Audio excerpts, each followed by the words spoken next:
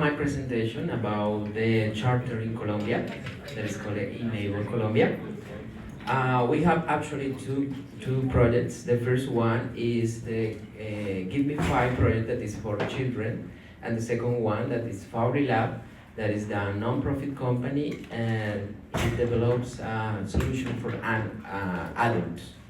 So, first of all, I'm gonna explain what is the problematic of my country about the war conflict that we suffered over 50 years. There in my country, there is more than 39,000 people who needs solutions, I mean prostheses. From those people, 11,000 people, they need upper limb prostheses. And only in my city, there are more than 3,800 people. They need prostheses. From that amount, more or less 10% are children, right? So it means that more than 1,000 people in my country, they are in the need of one prosthesis. But some of the data there has no, the information is not centered. They say that more than 60,000 children, they are in the need of a prosthesis. They live in rural parts, so that information, as I say, is not very clear. We create solutions that are cosmetic, functional, to bring rehabilitation, and to improve the quality of life of people. And we empower families with the knowledge to bring them science, technologies, to make solutions and make them feel better with the life, with everything, right? So that's why we create a campaign that is called Give Me Five, yeah, and that is special for children. So I'm gonna share the Give Me Five campaign that we create. Chris, just a question. Yeah. Give Me Five and Fabrilab are still one chapter, right? Yeah. It's like a Coca-Cola. It has different products inside, right? I'm just asking from a very personal viewpoint of keeping track of chapters. Yeah. Because I see it, and so it is. So the name of your chapter is still Fabrilab. And It is e-NABLE Colombia. e-NABLE Colombia. But inside of e-NABLE Colombia, there is two things. That is Fabrilab and Give Me Five. Right, but it's still one chapter. Yeah, exactly. Got it. Yeah. Okay. Because one is focusing children and the other is focusing adults, and in general to provide solutions, 3D printing and service, right? Got it. Yeah. So I'm gonna share the video. It is in Spanish, but I guess you can understand what it is, the meaning of the video.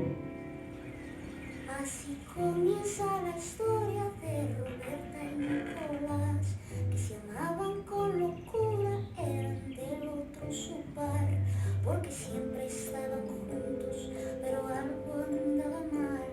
No me hablan, no me abraza, se quejaba Nicolás. Ya no baila, ya no ríe, ya no me quiere besar. ¿Será que ella no me quiere o que ella no le importo más?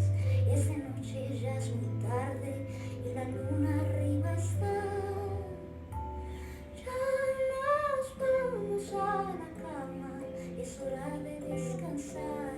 Yo me pongo la pijama, pero Roberta no está.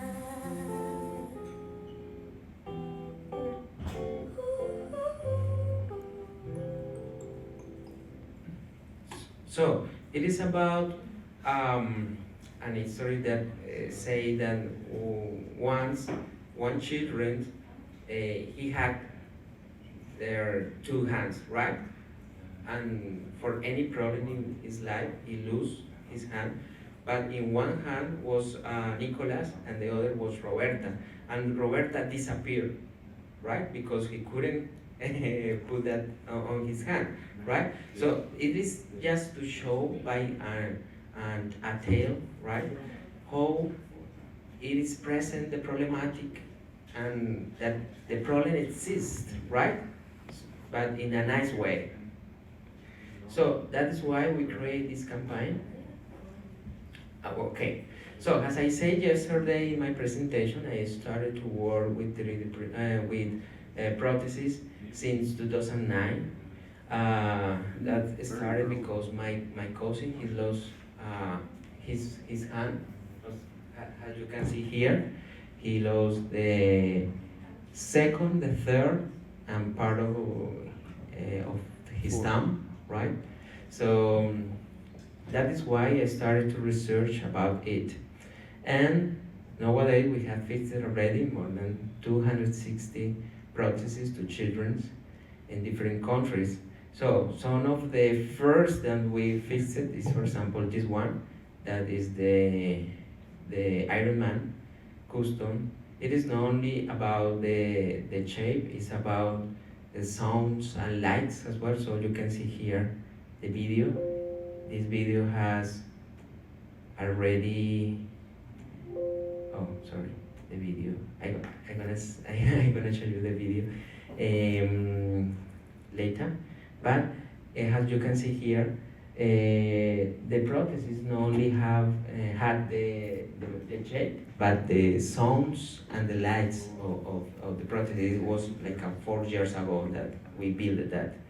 And as well as you see yesterday, Frozen, Captain America, Cinderella, Spider-Man, Cyborg. So here is another video that is no here, but let me show you. I'm gonna present that later. That shows how we work with different people around of country, and how we make agreements with universities and with different companies just to make this project possible. As I say yesterday as well, I show my team that is mainly composed with different professionals, TO, occupational therapists, psychologists, orthesists and prosthesists, professional, biomedical engineer, plastic artist, yeah. So all of us, we are working together to make it possible, to guarantee that the process, we can follow the process, and it is secure for children, of course.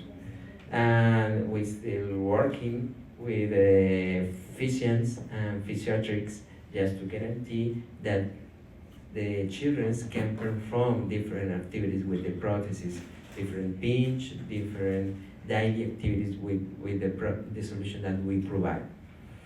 So let me see if this video works. Yeah. So here,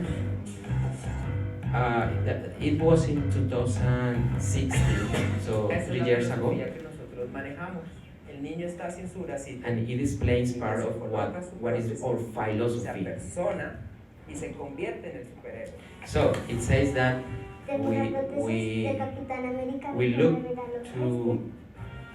to children to become superheroes, but it's not like they look like superheroes. It is they got the knowledge to become superheroes, because the knowledge is the power. A través del uso de la tecnología puedan recuperar una vida digna.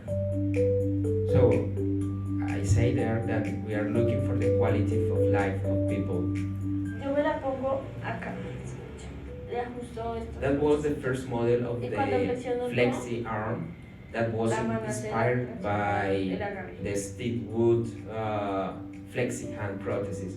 So I redesigned the prosthesis and I adapted the arm, because before in the e-NABLE community there were no solution for that. Nosotros brindamos a través de la impresión 3D este tipo de soluciones que son muy livianas, y que se pueden personalizar con los personajes que ellos quieren, por ejemplo, como esta de Iron Man, que el niño se identifica no solamente como un juguete, sino como un dispositivo de rehabilitación. I say that it is not only a toy, it is a rehabilitation device as well. Chocas 5. So, in Spanish, Giblify is Chocas 5. Ya los casos en los cuales no existe un code. That was the first prototype of my electric device that we developed. But as you can see, since 3 years ago, we have developed a lot that my electric device. So we started with servo motors, but as you see in the previous presentation, we are using now linear actuators.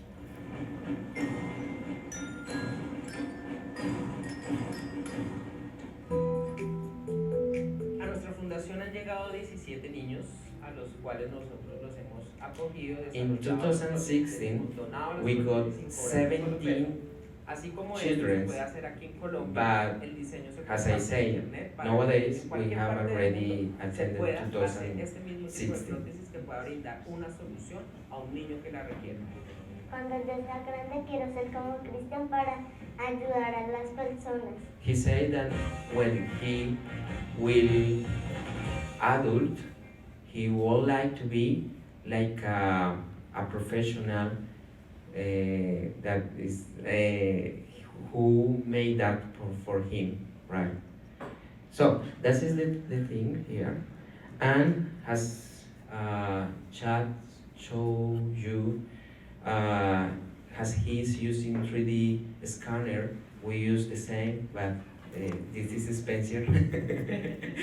Yeah, and the thing is that we got two scanners. That was the first one was this, but we hired the service of this. So after a while, we got a donation of one scanner that was bigger than this, and another that was smaller.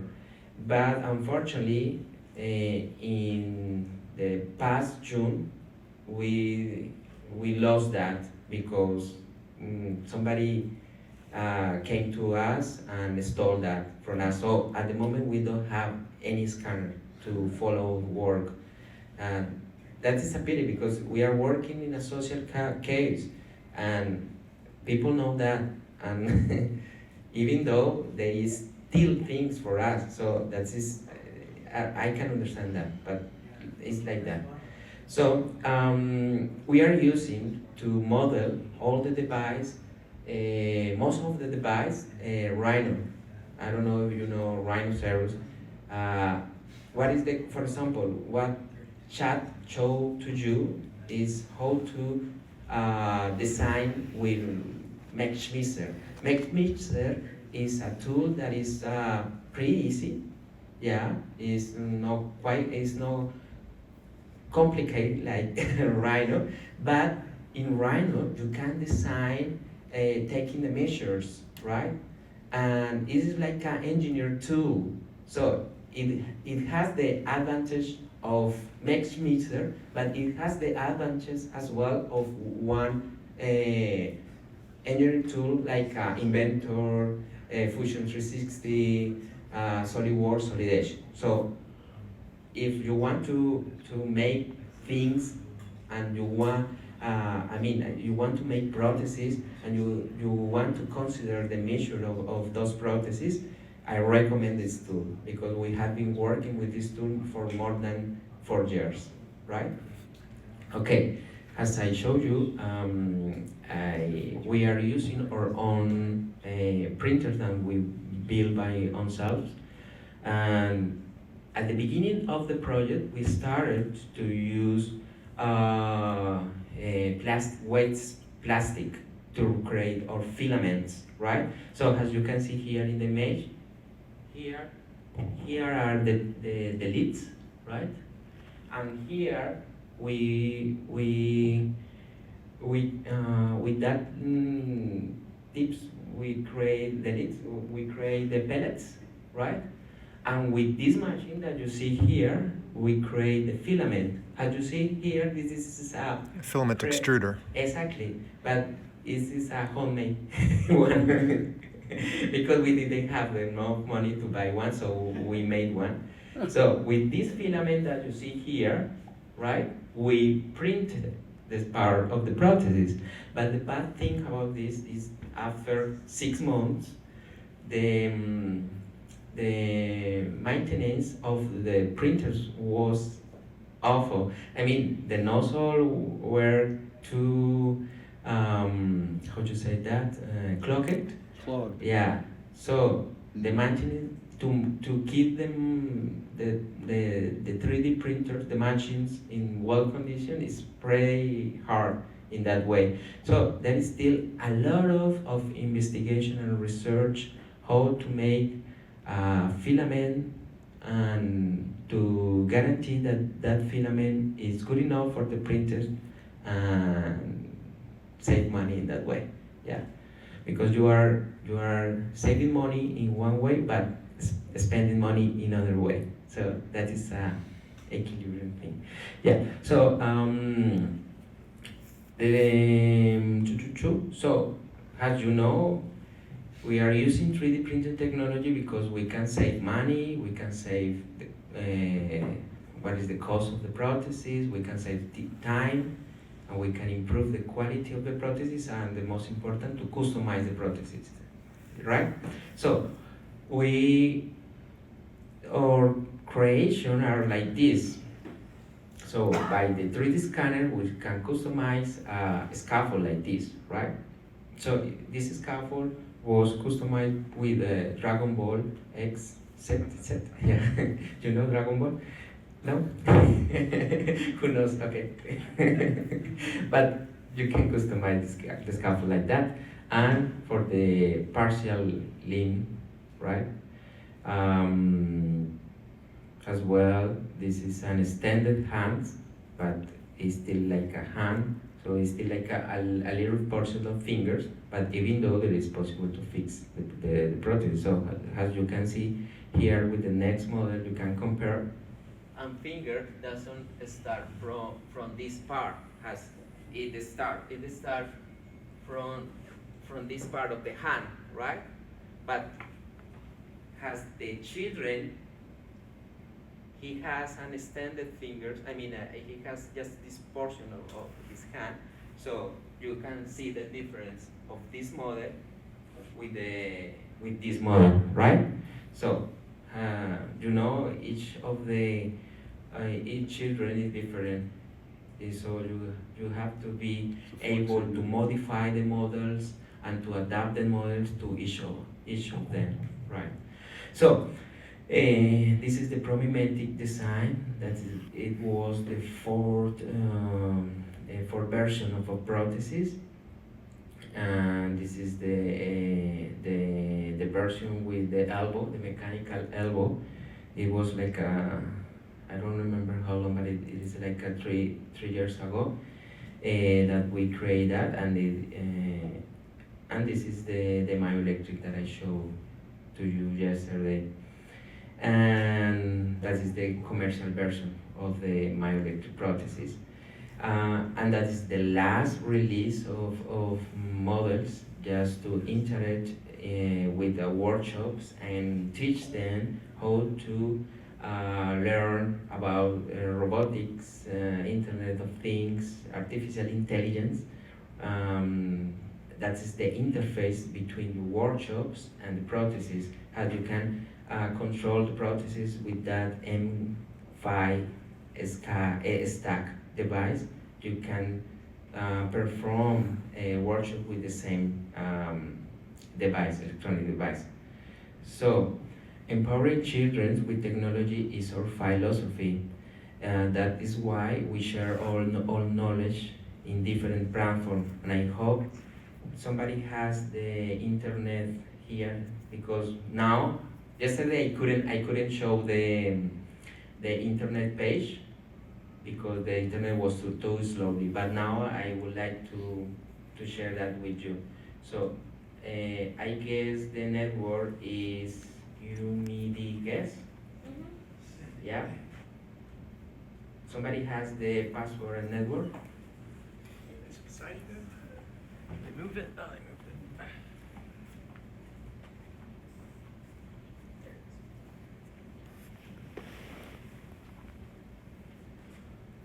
Just wait a minute, please. Yeah, thank you very much.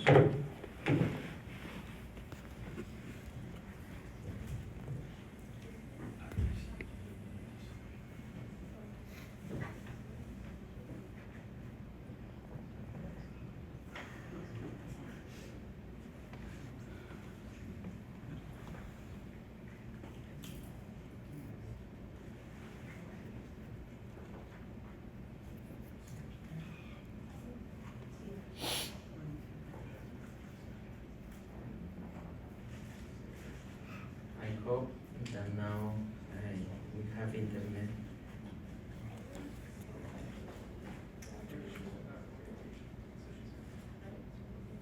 Something happened with the.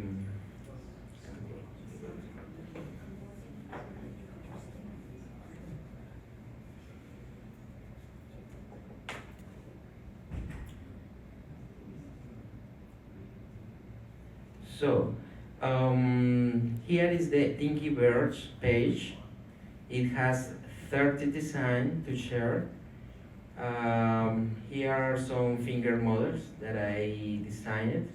Here is the lower limb prosthesis, the second version. We're gonna unlock the third version at the end of this year with the testing and proof with children. And here is the promimetic door version and the frozen one. And it is the extended version. Some of the children, as I say, they have a problem with their wrist, so they can move the wrist, but they have an extended hand. So the only option is to take the movement from the elbow. So in this version of the prosthesis, it has an extended hand. Let me show you. It has an extended hand here that the kid can put into the into here in this part his hand, right, but use the elbow to control the movement of the prosthesis. And let me see here.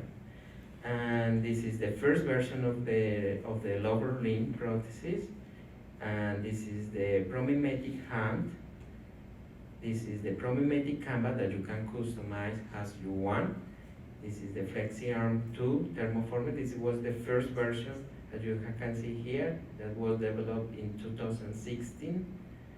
And the superhero, let me show you the video that I promised you to show. It's here, if I'm not wrong. Here.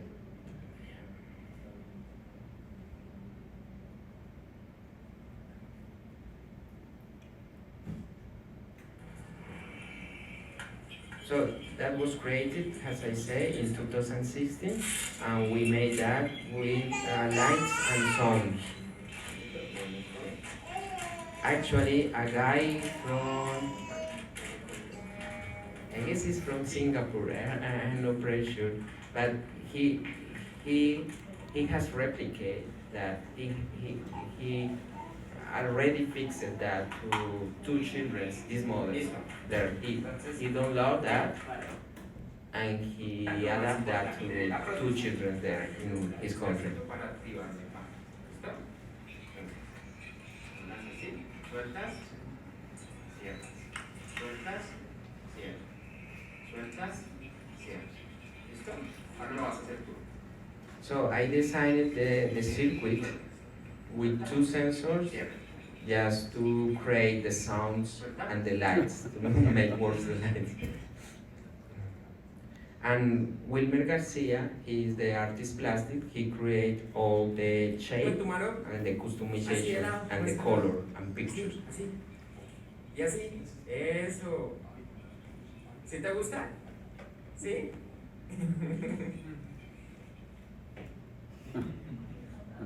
¿Te gusta tu mano? ¿Quién te la hizo?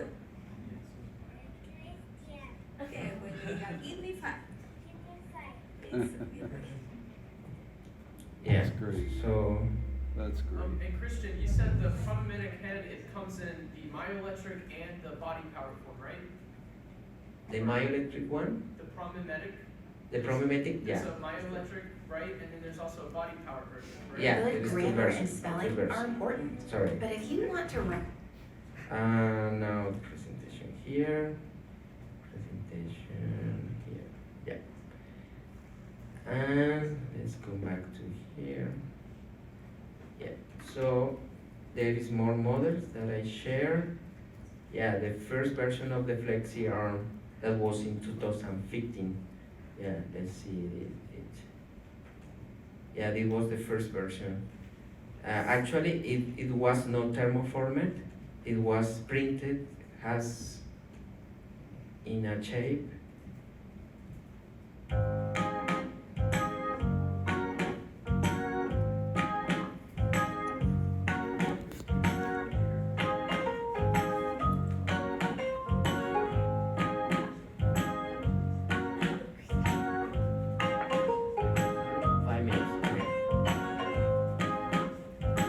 Here is working with the prosthesis. So at that moment, as I say, in e-NABLE community, there were no solution for this kind of need.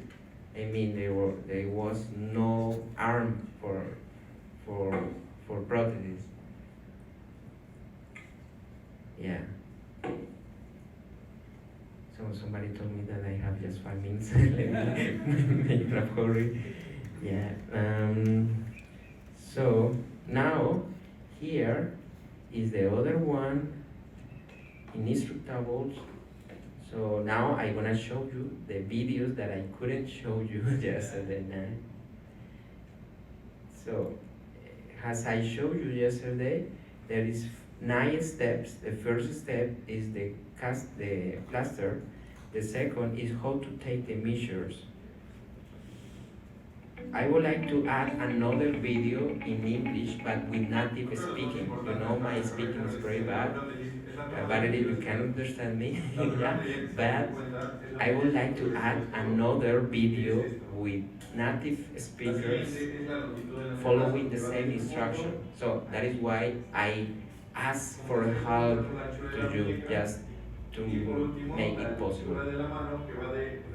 So they are showing how to take the measures there. Un boceto, teniendo en cuenta las medidas mencionadas anteriormente. El propósito de estas medidas es para que la prótesis tenga unas dimensiones similares a la mano de la persona. Here we show how to make the measures. So we show in the easy way, not with rhinoceros. We show just with the repetier tool, how to scale the prosthesis. And here is another video about how to print the parts. Aquí la medida de nudillo a nudillo es de 4. I work with Mexican students to make the videos. I teach them how to. I teach them how to make the prosthesis, right? And that is why we create the videos.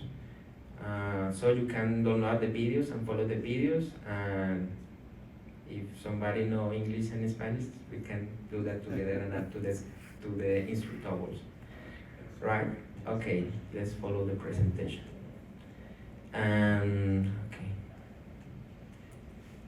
Here is the most important part that we follow with children, just teaching them how to play with prostheses, to write with prostheses, and to fit with prostheses, right?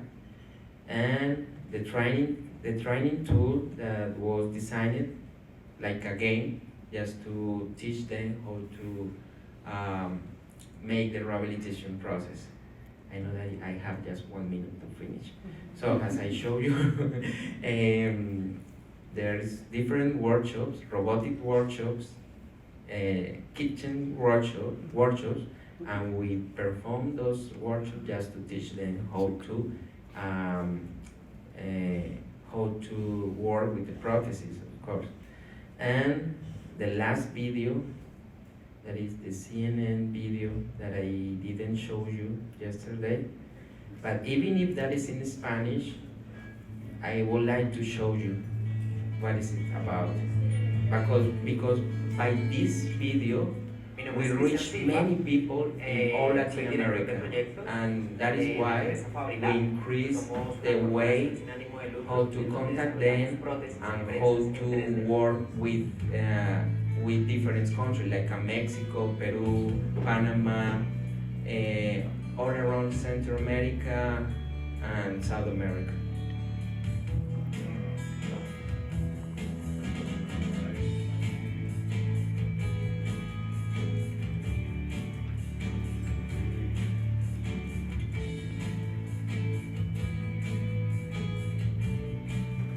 Cuando me la entregaron, sentí que no tenía una mano, pero que me creció mágicamente. She said that she felt like her hand grew like a magic. Me sentí muy feliz porque era como un sueño, cumplir un sueño a ella. Y más porque hay actividades que ella está haciendo hoy en día que pues ella siempre soñó hacer. La prótesis es muy liviana, entonces le permite, pues, por ejemplo, tomarse un poco. She has received already 5 different prostheses since we started to work with her, with child.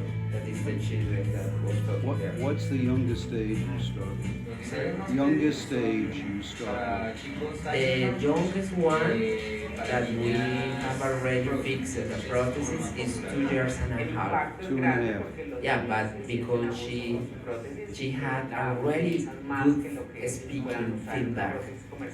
That is not common in with boys. Right. With girls, it is easier. That's unusual, but Yeah, it's unusual, right?